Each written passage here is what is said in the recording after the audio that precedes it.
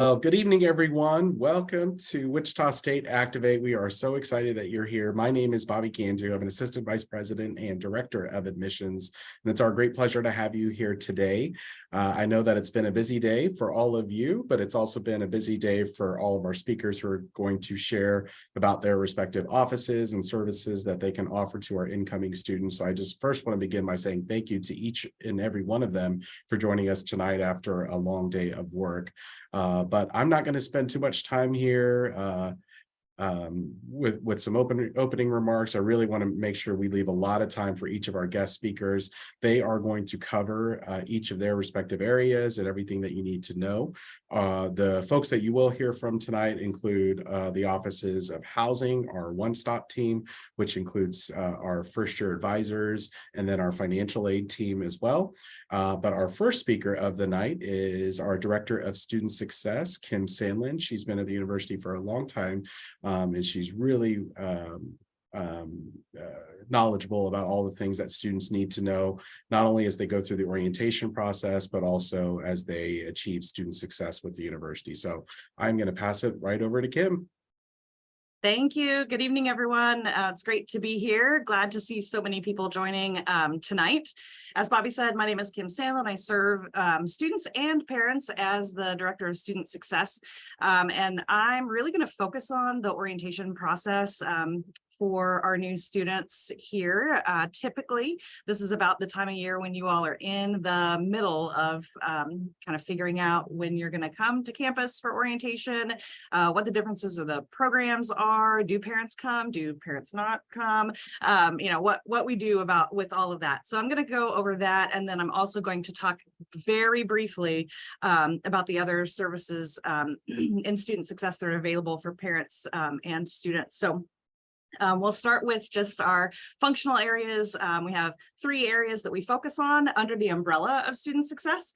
The first is first year programs. So that's orientation, the transition programs, really helping students throughout their first semester and first year achieve success. And then we help them throughout as they transition into their second year as well. We also have our academic success programs. So tutoring, supplemental instruction, that's all free to students. And I can talk a little bit more about that. If anybody has questions, we can chat it up in the chat. And also our success coaching program. I'll talk a little bit more about what that is. Those are professional staff members who are there to help students guide them to becoming more successful in their personal and their academic goals. So let's start off with orientation, because that's probably what's on everybody's mind, potentially. If you haven't signed up for orientation, RSVPs, that process is now open. It began last month. And so you've got 2 choices of programs as a freshman. There's a freshman orientation, and then there's extended or freshman extended orientation. And really the only difference is at the extended orientation, students will stay overnight on campus in the residence halls. And we've got a little bit more student life, campus life traditions programming. So if you're really looking for a traditional experience through the orientation process, you may want to consider attending the freshman extended orientation. Both programs are 2 days. So you're going to be here. You need to be here both days. Yes, both days are required. And orientation is required for our new students. There's a lot of information that we share. The university is required to give a lot of information to students, and we do that through this orientation process. Plus, you're going to have a lot of fun. We promise that you'll have a lot of fun. It'll be a long day, a couple days. It'll be pretty tiring, but our student leaders who guide our students through this and our parents through this have a great time. And so we hope that you guys will we'll see you there. So there are about 9 programs from which to choose, and programs run June through August. It doesn't matter what orientation program you choose to attend, because enrollment is separate from orientation. So keep that in mind. If you all are going on a family trip, or you're going on a mission trip, or you're going to travel the world, that is awesome. And you should do that. You should experience the last part of your senior year. You should experience the summer and really cherish that before you get to starting the grind of college. So make sure that you're keeping that in mind when you're choosing your date. It really is the most convenient date for your family and for your schedules. So make sure that I wanted to make sure that was clear for you all. It doesn't affect if you choose to come later in August. Cool. Again, that enrollment process is separate. So that doesn't hold you up in enrollment or getting classes or any of that process. So just know that is the way that we do things, right? And that's sometimes unique to Wichita State. I think more and more universities across the country are going to this program where enrollment is separate from orientation. Some of them put orientation and enrollment together. So if you're still considering other universities, you probably want to make sure that you understand how that process works, but here it's separate. So you choose orientation when you want to come. For the parents that are on the line, we do have a parent program. It runs concurrently with the students on day one. We have a campus tour on day two for parents, and we have a lot of places on campus that have open office hours for parents if you want to come back on day two. But your specific parent sessions are on day one. It is completely optional, though. I want to underscore that. Sometimes, parents will say we must go, and the students are like, do they have to come? So just so that you all know, students are required, parents and guests are optional. Okay. There are fees associated with those. The fee for freshman orientation is $150 with a $30 per guest fee. Extended orientation is $190 with a $40 guest fee. And that just the extra fees for extended pay for overnight housing for our students, and the additional programming and meal for our parents. So these are, I just saw something in the chat. These are not online, these are in-person programs. So if you're joining from out of state, or if you're planning to come and you live out of state, your enrollment process can all be done virtually. Your orientation, however, would be done in person, and we do have programs after move-in begins. So you can move to campus, you can schedule your move-in day, and then you can come to orientation once you guys have moved to campus. So that should answer that question. And then after orientation, we have a number of events for our first year students. We have a number of what I call boot camp. It's kind of like that week bridge before programs or classes begin. There's all kinds of programs, from engineering to our Passage to Success program to some of our launch programs. Our School of Nursing is putting a new one together. Our Office of Disability Services is putting a new one together. So lots to do that week before classes begin. Then we have things like Clash of the Colleges, which is our big freshman tradition. That's the first Friday of the fall in August on the 25th. Syllabus party, academic convocation, other kinds of events that really help students acclimate to campus once they've moved in, once they've settled into their schedule, and really throughout their entire year. We also have mentor meetups where they can meet up with the students that they came to orientation with. 3 of those will occur over the fall semester. We have freshman study halls. We've got, I know Mandy will probably talk about some LLC programming. We've got some research experiences as well. So lots to support your students as they transition, because it's not just about the 2 days of orientation. This is going to be a process, and getting comfortable on campus and with campus is a process. I'll just take a couple of minutes briefly to talk about the other areas. Again, we have our academic success programs. A lot of your students will be enrolled in, say, chemistry, lots of math classes. Those are typically subjects that, and biology is another big one. Those are subjects that we support through supplemental instruction, which is a formalized tutoring program. So I can talk again if you guys have questions about any of that. I can talk about that at the end. And then our success coaches, these are full-time professional staff members who are dedicated to each of the academic colleges. So we have 6 coaches, depending on the major, your student's major or the student's major, there's a coach assigned to support those students. Again, that's really with navigating the academics in terms of, I don't know what a syllabus is. I don't know what they mean by, they tell me to go to the library and I don't know what this means and where do I go for this? And so these coaches are there to really provide that academic support. If some of you, I know some of you appear to be parents that are here. If you have any concerns about organization of your student, motivation, procrastination, things like that, the coaches can also help with that and often serve as what we call accountability partners. And they have weekly or bi-weekly check-ins with students just to make sure everybody's on track, we're doing a good job, we're going to class still. And so there's that support available as well. The last thing that I'll mention is we do partner with the Division of Student Affairs and offer some family programming. So don't forget that we also want to work with our parents. We see parents as partners in this transition. And if we can help you help us, then we're going to do that. So there's a number of webinars that we have scheduled over the course of the summer that we connect directly with parents on. There's monthly newsletters you can sign up for as well so that you remain informed about what's happening on campus. And so all of that I can share in the chat. I can share a link to what those webinars will be specifically, again, for parents who are new to this process or who are just new to Wichita State. Maybe you send a student to another campus and you're your first student at Wichita State. These are really helpful. A lot of the people that you'll hear from tonight are going to be presenters over the course of the summer. So this is kind of high level, scratching the surface. These will go a little bit deeper into those programs. So let's see here. I saw something pop up.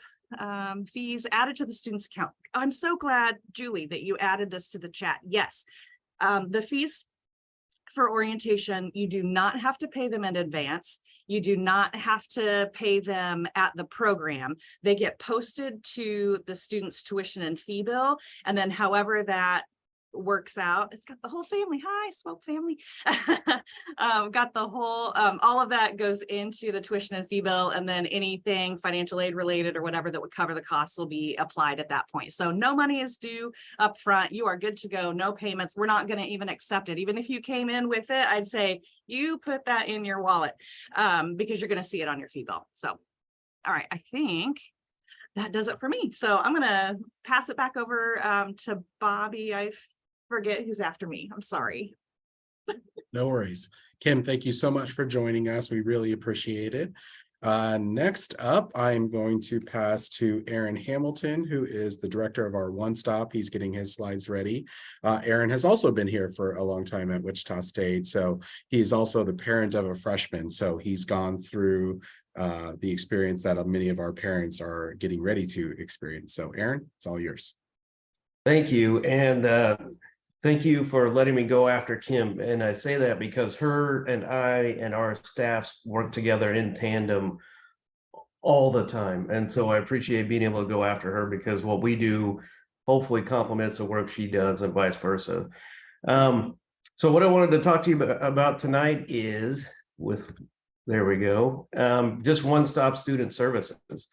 And, you know, it says right there, their success is our number one priority. And that's, you know, Kim's whole shop is called Student Success, and mine at One Stop, we want students to hit the ground running and to not only do that, but by the time they're done with that first year, to know how to be a college student. And we work with them as they go through that first year, the ups and the downs, learning the systems, learning the languages, whether it's related to financial aid, their student account, whatever it may be.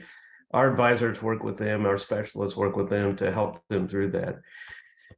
Before I get to the first year advising, because that's one piece of what we do, I want to let you know what we do all through the entire lifetime of the student, in terms of from the day they get enrolled for their first class to the time they walk across the stage at graduation. They can call us anytime. You can call, you can chat, you can go to our website, and we can help you with any questions you have about financial aid, registration, your student accounts, advising, parking. We get all kinds of questions about parking. Our job is to be able to do that. And by 24/7, 365, we really are, those are our live people you're talking to 24 hours a day. And they are trained to be able to log into your account with you. So if you have a question about, say, a specific charge that you have, or you're trying to get into your MyWSU account so you can check your classes, but you can't get in. They can go in and work with you on that real time. So we do that not only through calls and chats and the website, but also we have an on-campus location at 112 Jardine Hall, which is right next to the Student Center, the Radigan Student Center. So my advisors are there 8 to 5. The website, it's going to open here in just a second. I want to show you. When it opens, you can come in here and type in anything you want. So this is over here on the right. You can see the phone numbers you call for one stop. This Blackboard support will make sense once you get into your classes. We actually post any assignments, quizzes, etc. We post those and it's called Blackboard, and you'll need to get into that. You can chat with an agent. Those are live people. Again, it's not a bot that's in the chat. But if you have a question and you're like, I have a question about the FAFSA, you can just type in the word FAFSA and you can say, okay, have you received my FAFSA? And it'll come in and say, let's take a look. And it gives you step-by-step instructions how to do that. So if you have a night class, for example, and you're like, I don't want to call anybody, but I want to see if my FAFSA was accepted, you can just go to this website, type it in, and follow these instructions to see it in your My Finances tab, which will make more sense once you're registered. But we love helping students. We love going through, and jumped ahead. Our philosophy is trying to teach students how to fish. So we will go through everything with you, but we will have you actually run the mouse. We'll have you navigate so that you start to learn and get that muscle memory and start to see where everything is that you need to get to. So the first year advising process, this is pertinent to all of you. We began March 1st, and basically what this is after you've RSVP'd for orientation, so you worked with Kim and signed up for orientation, you continue, and I'm going to show you some screenshots of what you'll physically see. You'll continue and actually fill out an enrollment questionnaire. So again, I'll show you that in the next slide so you can kind of see what that is. But what that enrollment questionnaire does is ask everything you can think of. It looks at your major, it looks at, have you had advanced placement or concurrent enrollment classes, dual credit. There's a lot of things that we ask, and it's based on major as well. So if you're getting into fine arts, for example, there's a set of questions for you that's separate than for liberal arts students or business students. So you do that first, and then you take screenshots and send them to us of either your test scores or transcripts. So a lot of our students that come in, they'll have concurrent enrollment from a local community college. There are some four-year private schools, for example, that do concurrent enrollment. If you send us a screenshot of your transcript and what classes you've taken, even if it's still in process and you don't have a grade yet, so say you're taking college algebra right now, your last semester of your senior year, but you don't have a grade, that's okay. Go ahead and send us that. That way, my staff, when we get all this information, we build you a schedule. And the more you share with us up front, the better the schedule we can build, because we don't want to put you in a class that you've already taken. So those first two black boxes are what students need to do. Then when you get to the white boxes in the middle, the schedule built and enrollment based on preference requirements and providing information. Basically what that is my staff, again, that we take all that information, we build your first semester schedule, and we look at, do you want online, do you want in person, are you a morning person, how comfortable are you with math? We take in all the answers that you give us and build a schedule based on that. And then we email it to you to look at. And you have a couple of ways to do this. The email address we send it to is your Wichita State Go Shockers email. And the reason we do that is it's super easy for someone to come up with an email, say it's you, and then all of a sudden they can access all of your information. So we only send it to that email. So I would definitely encourage you to go to mywsu.wichita.edu, log in. You need your student ID, and then you create a password. It's like pretty much every other app that you have to log into, and see if you've got an email waiting there. The schedule, if you want to accept it, it's at the top left of the screen, and you can either accept it or you can say, nope, I have questions. There's two options. If you accept it, then that's your schedule until orientation. We can make changes between then. But you're enrolled in that class, you're good to go. You don't have to worry about it. You're set. We can make changes. We have a lot of students that change their major even before they start school. So if you start out and you're like, well, I was going to study accounting, but now I'm going to study psychology. Okay, we're going to have to start your schedule over for the most part. But we can do that. And it's what we do. And one of the reasons we do it is to make sure you're locked into those classes. And by that, I mean, you have a spot in those classes that someone else can't take. And the earlier you get enrolled, the easier it is to get the classes that you want.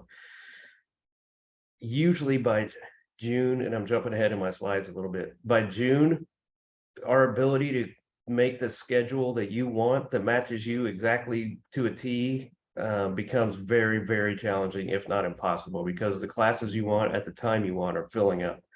So I encourage students to enroll early, just to make sure you get what you want and what helps you be set up to be the most successful in your first year.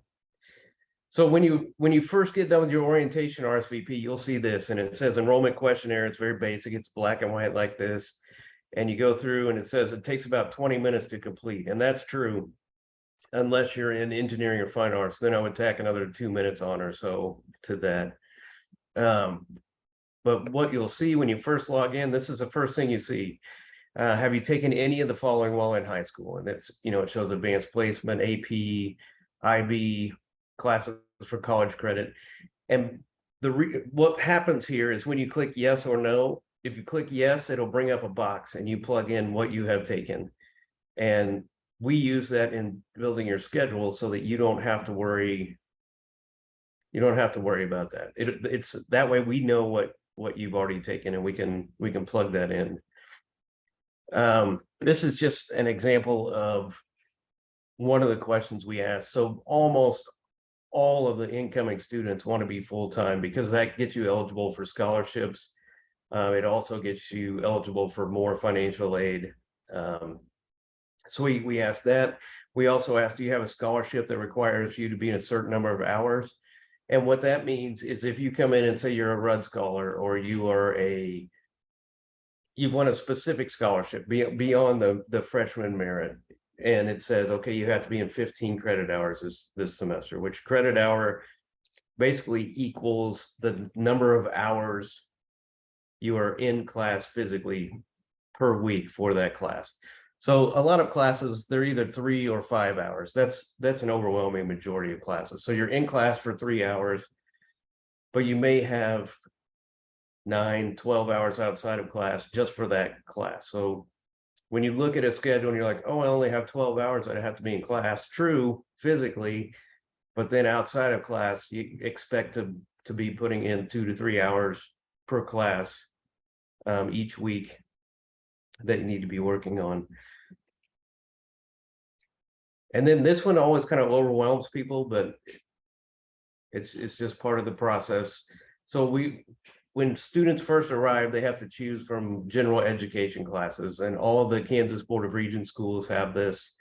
And basically it's a selection of classes that cross all kinds of colleges, because we know you're going to come and you're going to study, you're going to end up with a degree in a specialized field, but on the way you've got a broader education that you're getting as you narrow it down towards graduation. So we have drop downs. I just kind of wanted you to see what you can choose from, and this is only a handful. This isn't all of them that you can choose from, but you do choose from each of these and plug that in.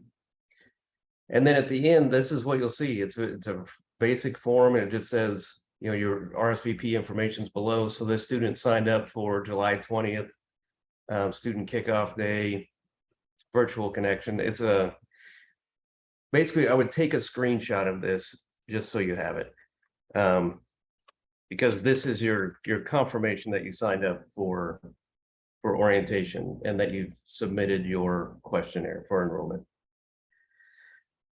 So I know I kind of showed you a little bit earlier, but I wanted to show you the year in totality. So the entire first year, we do start working with students now to help them build their schedule, but my advisors work with you all through the first year. And so starting with that middle box on the top, March 1st through July 31st, that's when we build your schedule. After that is when you need to do walk-in advising. And if you wait till August to enroll, you're not going to get the classes you want. So I don't wait till August. In May through August, we do the orientation. So as you do the enrollment questionnaire, we build your schedule. We go back and forth with you, but you haven't actually met your advisor yet in person. So at orientation is where we meet in person and get to know students a little better.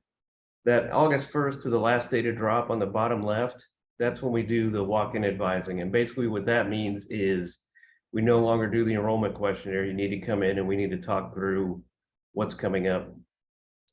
And then October to the beginning of spring semester, you'll meet individually with your academic advisor in person. You'll come to our office and we talk about your next schedule, your spring 24 schedule, but we don't actually build it for you. At that point, that's where we are trying to get to the point where you build your own schedule. Again, we're teaching you to fish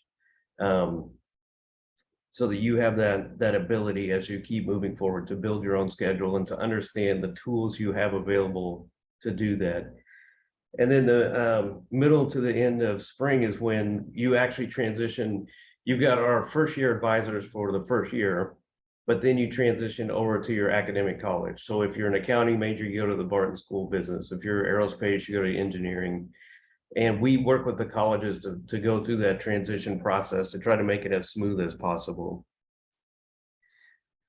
This is just a list of our academic advisors. So Kelsey does applied studies. That's teaching exercise science, kinesiology, sport management is over an applied study. Casey and Monica, we have so many incoming engineers, we need 2 of them. So we split it up by last name. So Casey Dowling and Monica Burkamp are the advisors there. Same with liberal arts and sciences. Ellie Ortega and Kendra Brooks help the LAS students. And those are the broader, like communication, psychology, sociology, as well as the hard sciences like chemistry, biology, physics. And then Brittany Ulmer, she works with all the fine arts students, all the visual arts, all the game design, music, theater. Michelle Turnus, she works with the business students, and Hannah Van Orsby works with the health profession students. One qualifier with health professions, if your student's getting into pre-med, they actually have a liberal arts and sciences advisor, because pre-med sits in liberal arts and sciences. It's not an actual degree. You choose a degree that gets you to medical school and you're on a pre-med track. So if you are a pre-med and you get a liberal arts advisor and you're thinking, well, I should be getting health professions, it is actually liberal arts. We do work with the health professions because there's a lot of overlap, but that's actually how it's set up for the entire university. And then I just wanted to put my contact information on there. So that's our phone numbers. Again, if you would need anything 24/7, we can help. And I'm Aaron, I'm the director, and Kylie's my assistant director. And we're both there 99% of the time. And when one of us is gone, the other one's there. Were there any questions or anything in the chat that I missed, Bobby? Yeah, there's just a couple. Maybe you could reiterate. Some of them have been answered in chat, but they're good questions. So I'll just ask again. One, Sure. What was the email address that students could send their unofficial transcripts to for advising purposes? Yes, actually that one stop at Wichita. Oh, what did I do? The one stop at Wichita.edu. Let me go back to sorry, cover your eyes. This is going to make you dizzy. One stop at Wichita.edu. And you can send it in even if you haven't done your enrollment questionnaire. What we do is Addie and a couple of my staff go through and they'll look you up in the student information system and make sure that we forward it to the right advisor and say, hey, they haven't filled out the questionnaire yet, but here's their transcript. So hold on to it for when they do. Thanks, Aaron. Another question. Who would I talk to about placement tests? That's a good question. So some students do have to take a placement exam. And what that means is either we don't have a test score like an ACT or SAT to look at the math and English scores specifically. So they would need to work with the you can work with your first year advisor. The first year advisor will send you the directions on how to get a hold of math and how to get a hold of English and how to get that all set up.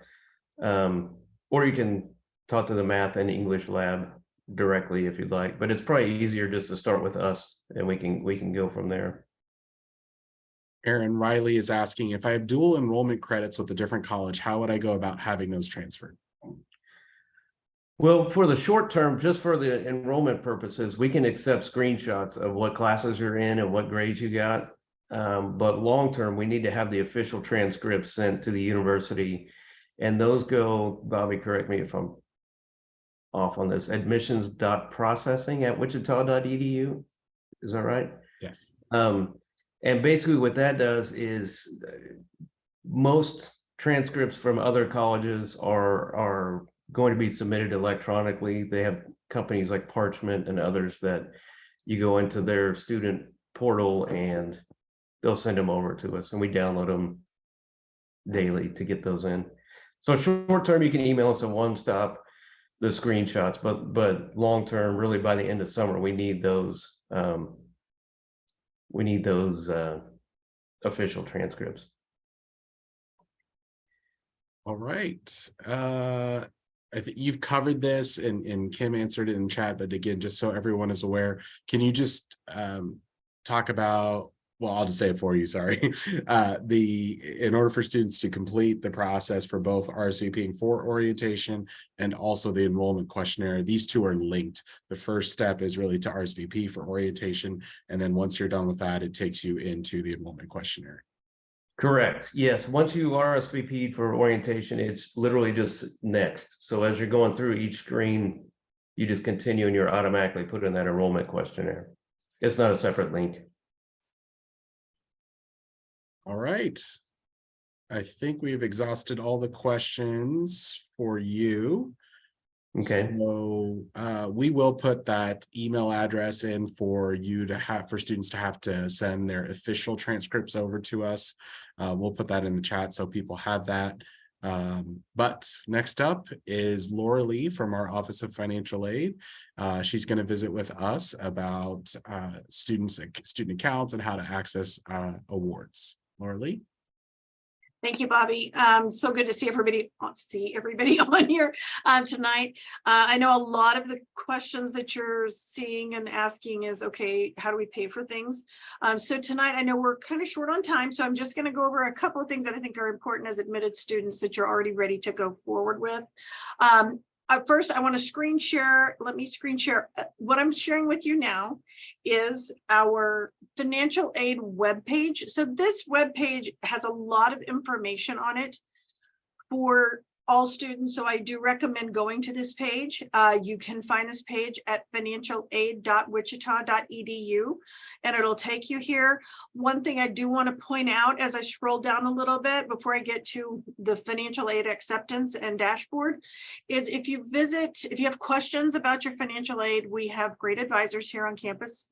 I'm one of them, but you can actually visit with us. You can set up an appointment. This link on our main page will take you to a page that explains how to make an appointment, either through Navigate or Calendly, and then also gets you in contact with our 24/7 chat that Aaron talked about. So our one-stop operators that can answer some general questions.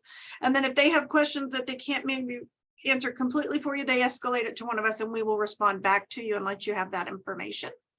But from here, I'm going to scroll down and in this area where it says helpful links, that's exactly what it is. It's very helpful links that you can actually access. Your student can access, explains to your student how to access their financial aid dashboard. So this is the first one I want to talk to you about.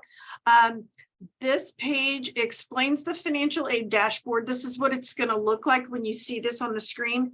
If your student has an item that says unsatisfied requirements, that means at some point there's something that we still need. If you see this on your financial aid dashboard, you can submit it as soon as possible. Again, if you have questions, please contact our office. We're happy to assist with that.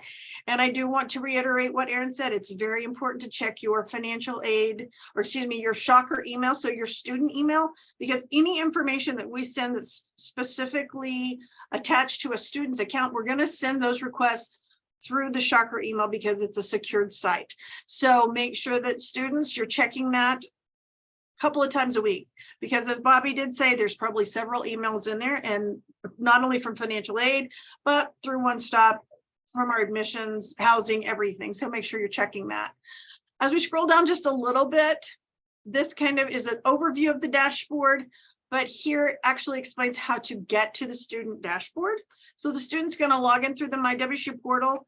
There's a quick video I'm going to show you, and it's about a minute long, so it'll explain a little bit more step-by-step on how to actually access that. Financial aid dashboard. To get started, the first thing you'll want to do is log into your MyWSU account.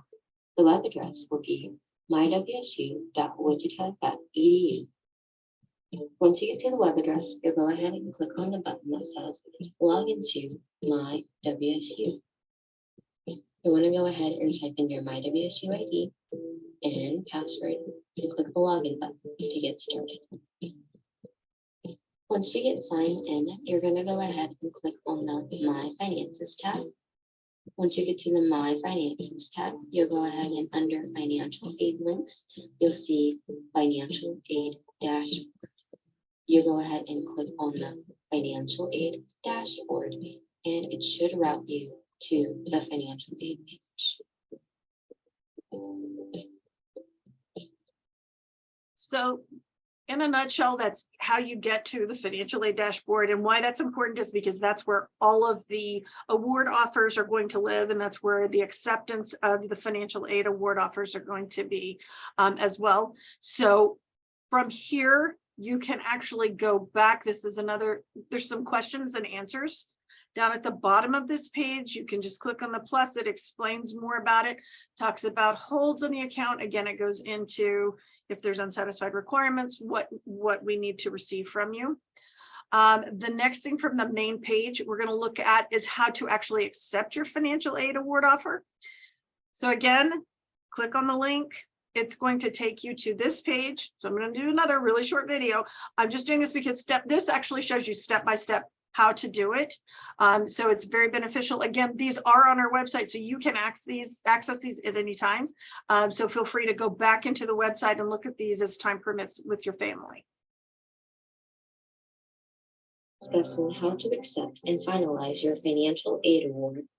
To begin, the first thing you'll need to do is log into your financial aid dashboard.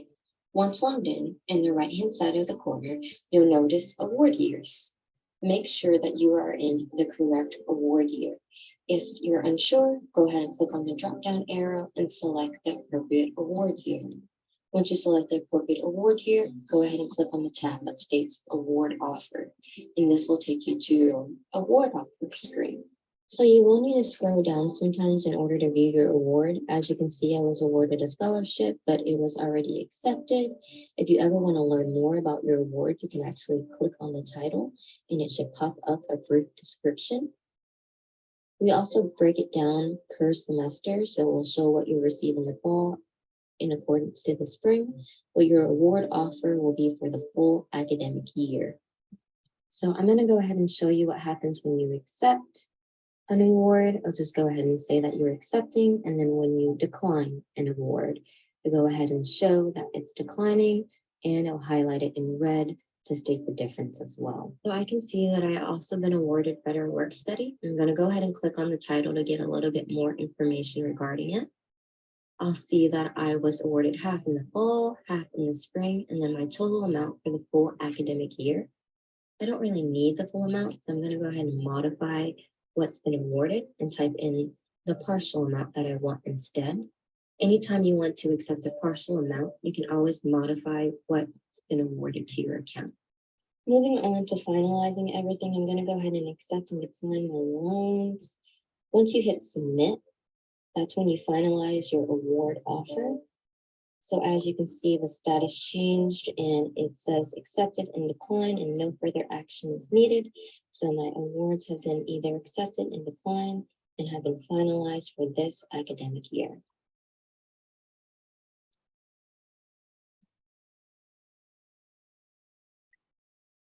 So let me get back into the screen.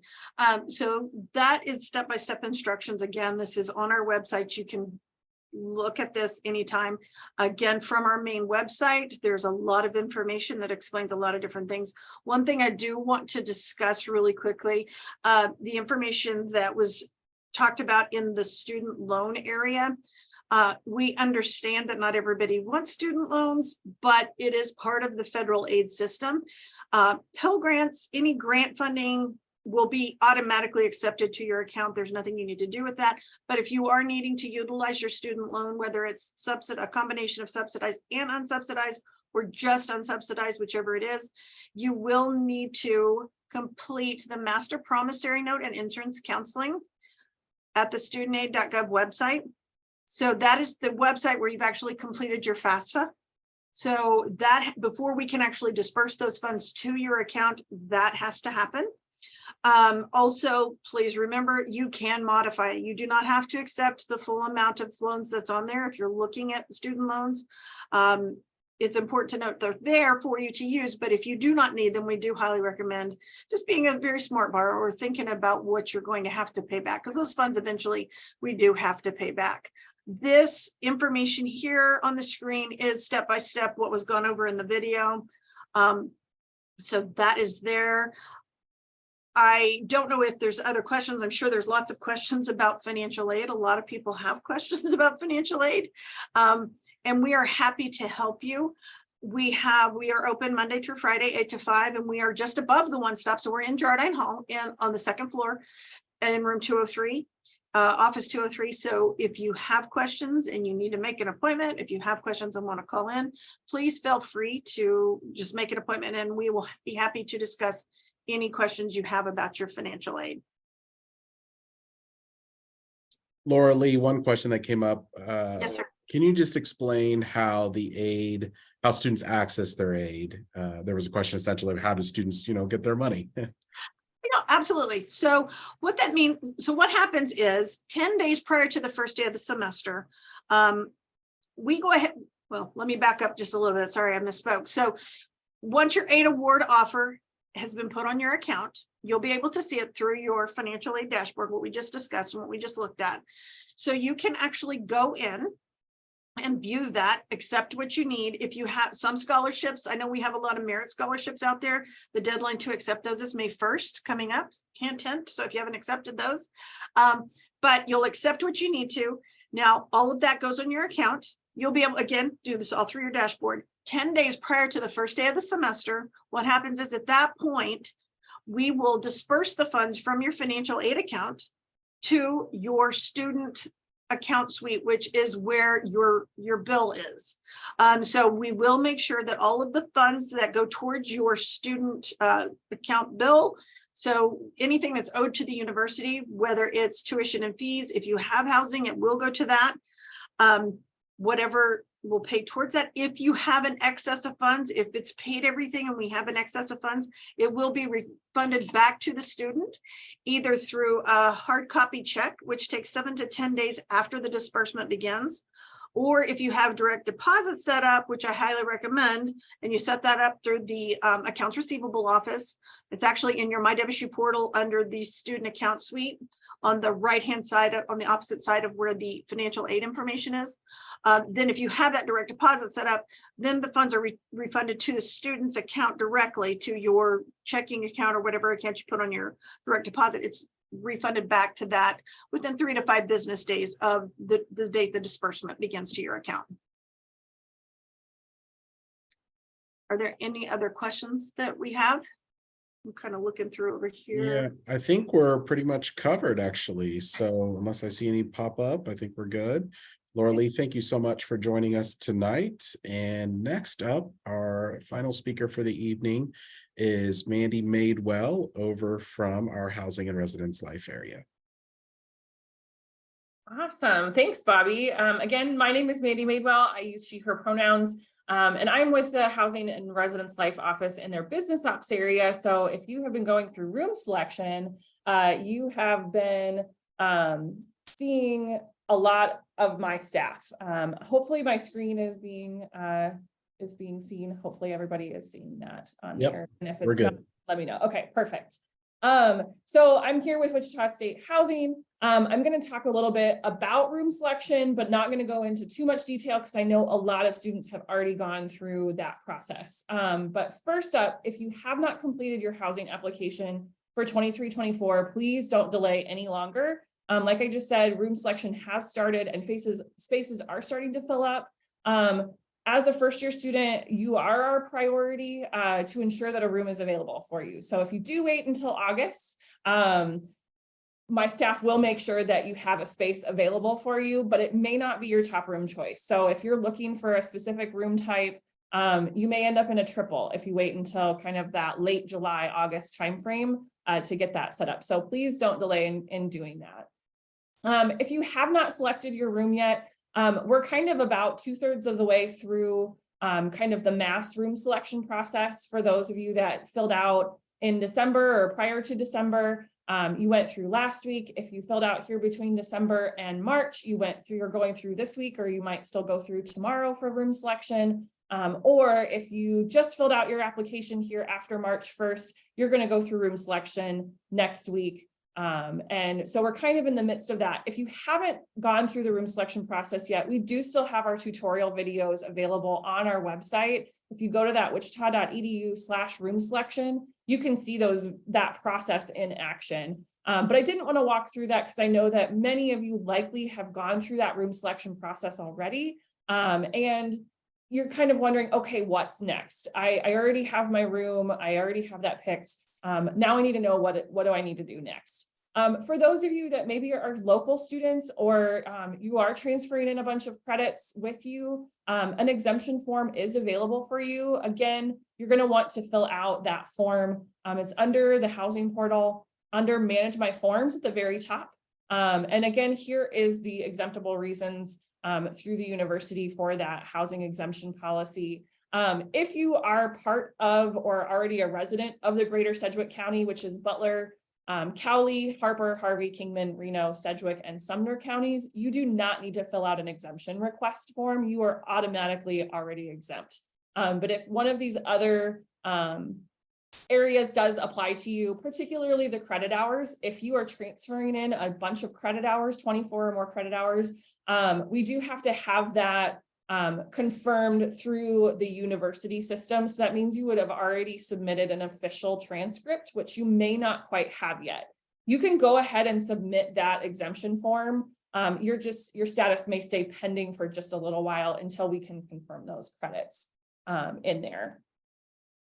All right, so if you have already gone through room selection and you're wanting to know, well, how do I confirm that I have my room assignment? How do I know who's in my room? Especially if you went through selection last week and you selected a room that no one was already assigned to that space, you can go back into your application and see this on the very last page that's on there. So this is a screenshot of my application. It does look a little strange. For those of you, you'll actually see other students in the room. I'm reserved into a room that is currently blocked off with another staff member, just so I could show you what this looks like tonight. But if you look here on the screenshot, if you go all the way to the bottom of that menu on the very left-hand side, that room reservation status page, this is what's going to pop up for you. So at the very top, you'll see that I, M.Madewell, I'm confirmed into Shocker Hall A2071.1. So that's my room assignment. I can see now that Suzanne, my coworker, is going to be my roommate in that room with me and has reserved into that other room space within there. So if it said vacant for you when you were going through the room selection process, you can log back into your application at any time and you can see this in here. You don't have to wait for the email from us. We will send confirmation emails to every student probably about 2 weeks before move-in of this is your room assignment. Here are your suite mates. Here's the meal plan you've selected. Here's the room, the move-in time slot that you've selected, which I'll talk about here shortly. But we know that can be a long time to wait. And so you want to get to know your roommates. You want to get to know your suite mates. So you can see there are some hyperlinks that are on those pages. You can view someone's profile from there where they've answered the questions that they answer as far as their involvement in campus activities, if they if they're okay with guests in the room, how they like to study with noise and music and that kind of stuff. So you can view how they've answered those profiles, but you can also send them a message directly from here. So you can send kind of a chat message to say, hey, I see that we're going to be roommates or suite mates in the fall. Here's my information. Let's get to know each other. A lot of our students will use that message feature to send their cell phone, their social media information, that type of information there. And then you can start chatting kind of offline with your roommate. In addition, if you scroll down on the page, you'll see this is kind of the next step here. On that page, you'll see the other selections that you made through the room reservation process. So you'll see your meal plan that was selected here. I selected the unlimited access meal plan.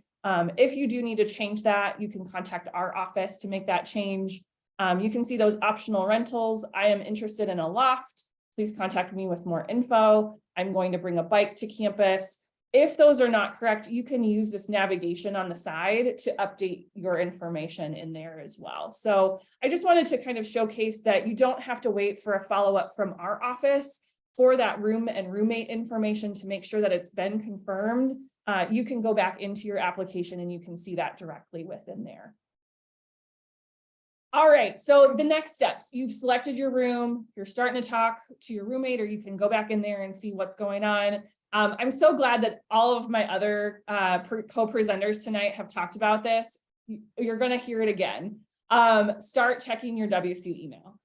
So many communications, as you heard from orientation, for your schedule, your financial aid award letter. You're going to want to check your email. You don't want to miss out on an opportunity that's going to be there for you. So make sure that you do that.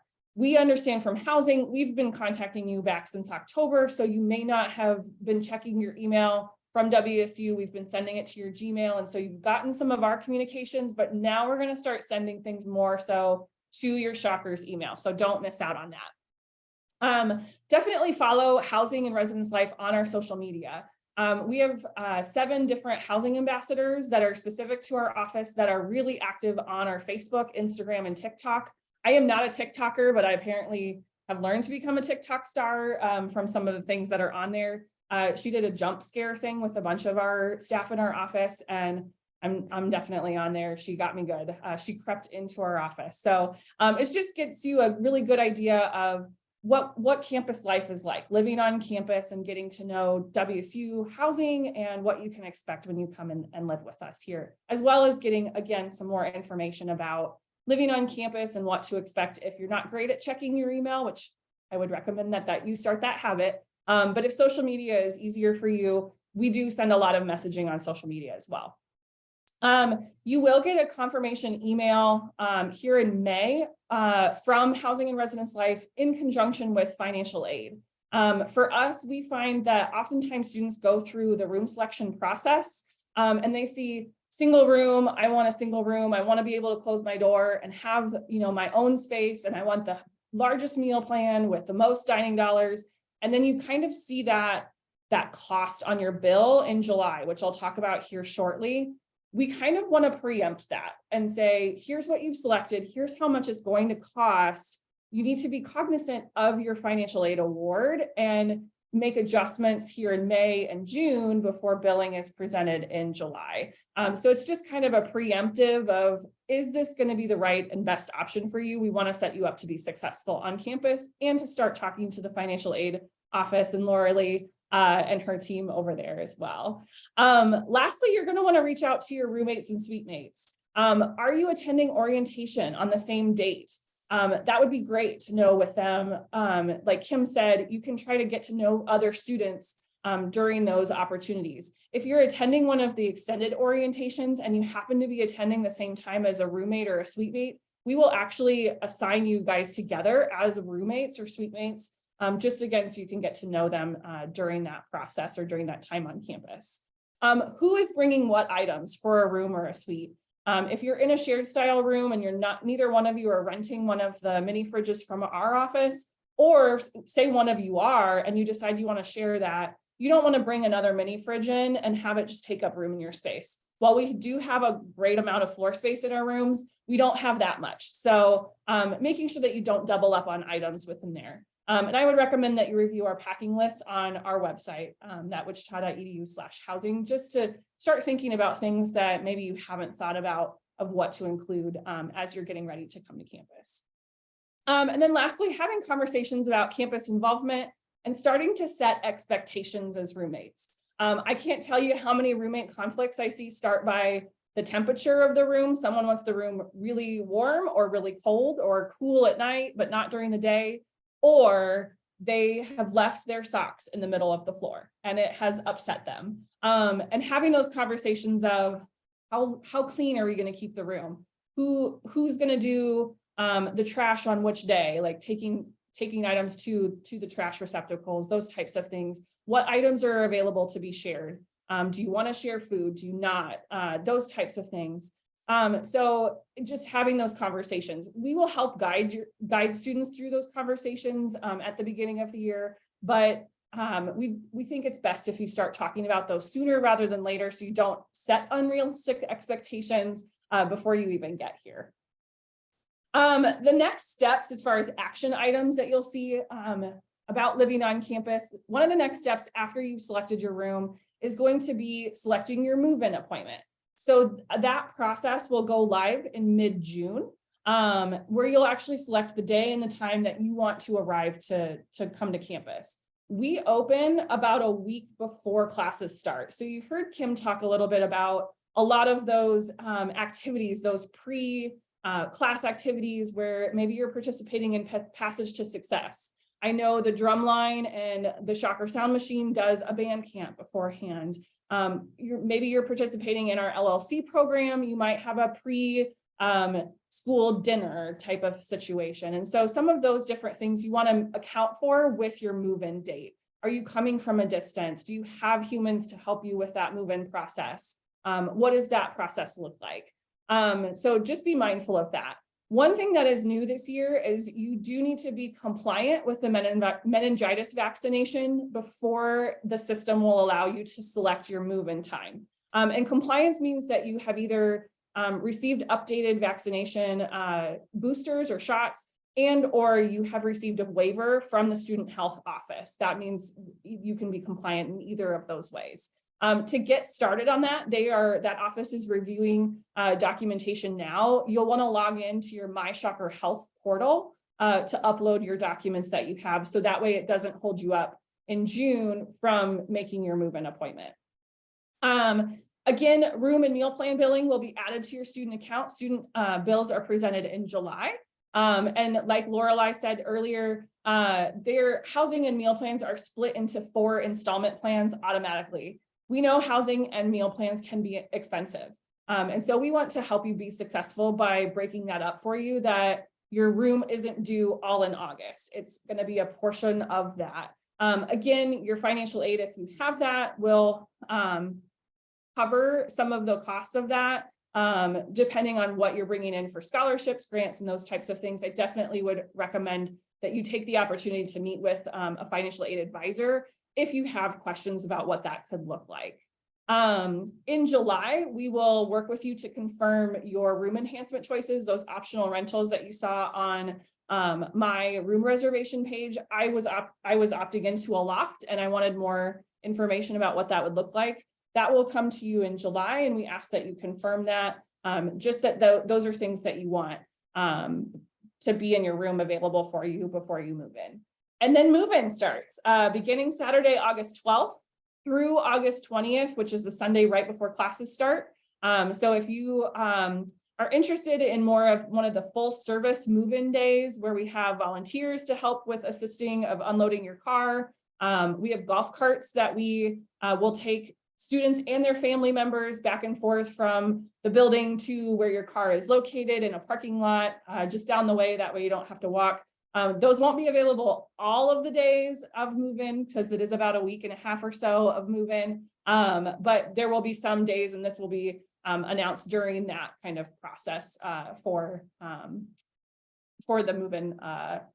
When you select your time slot for move-in, sorry about that, I just stumbled over my words. So That's all I had as far as kind of the next steps for housing or what you can expect for housing. I did see a bunch of blurbs in the chat pop up, so I've kind of tried to ignore it so I didn't get distracted, but I am ready for rapid fire questions.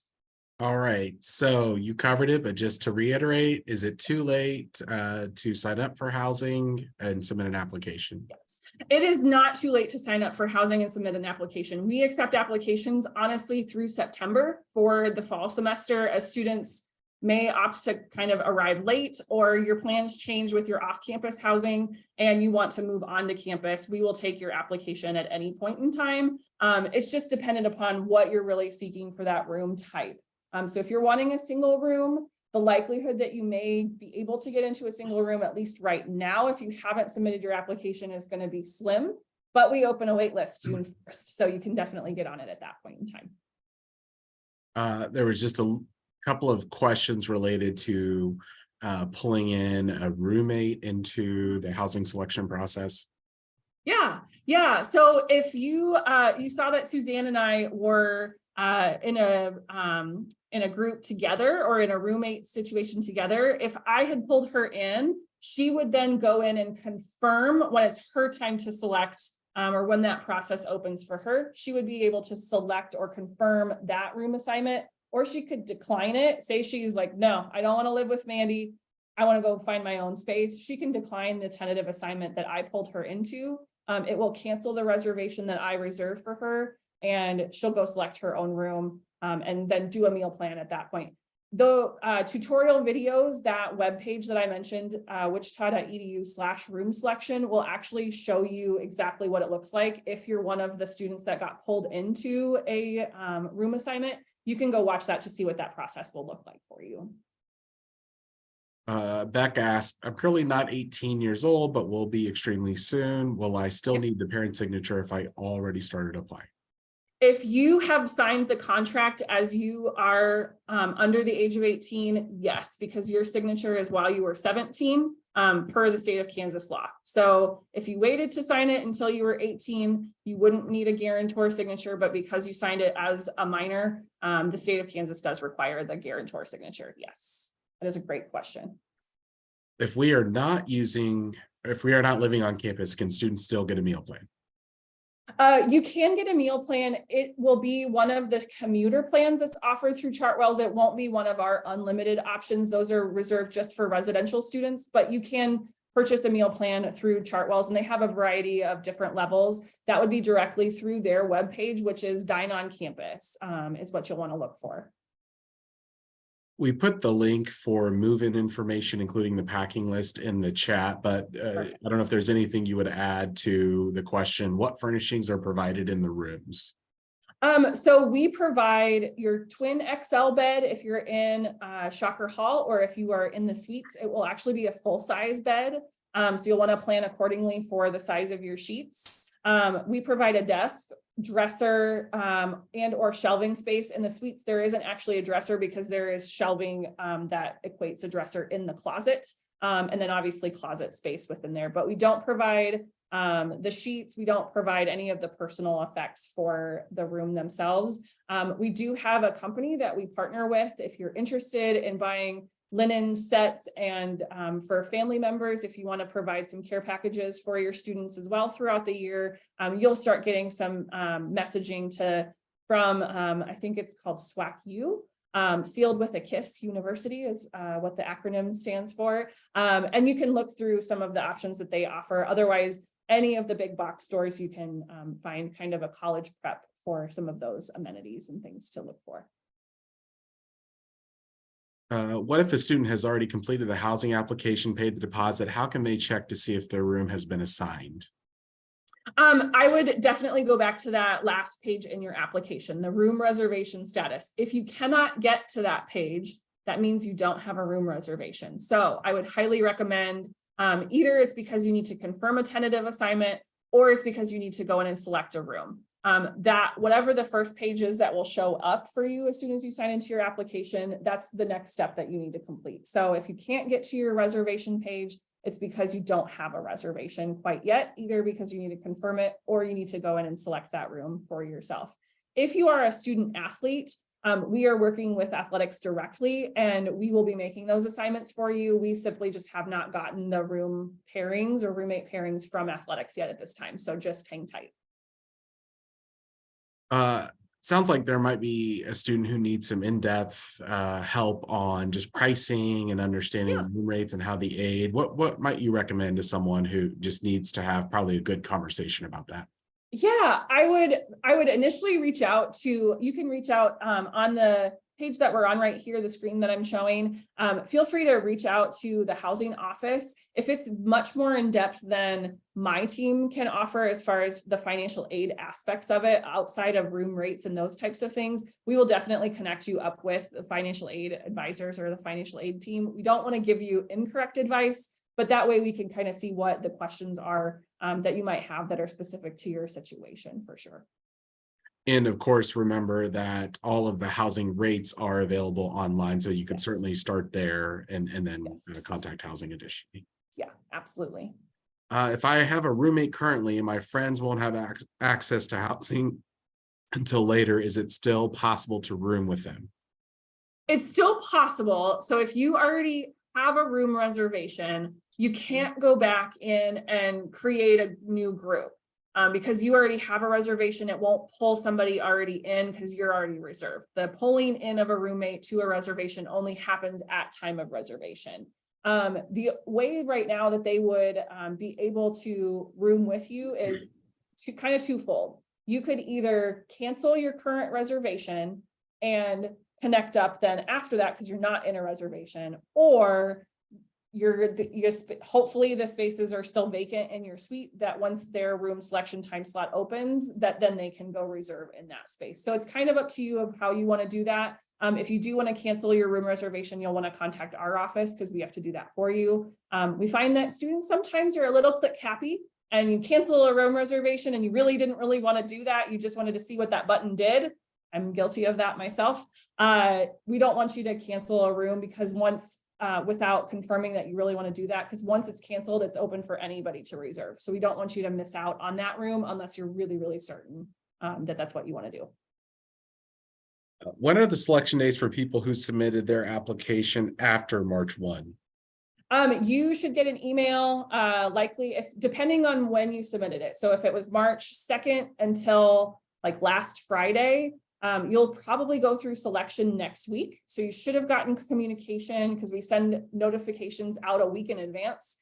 If you haven't gotten that yet, please contact our office. But if you submitted your application within just the last week or two or the last week, it's probably going to be the following week that you'll go through selection.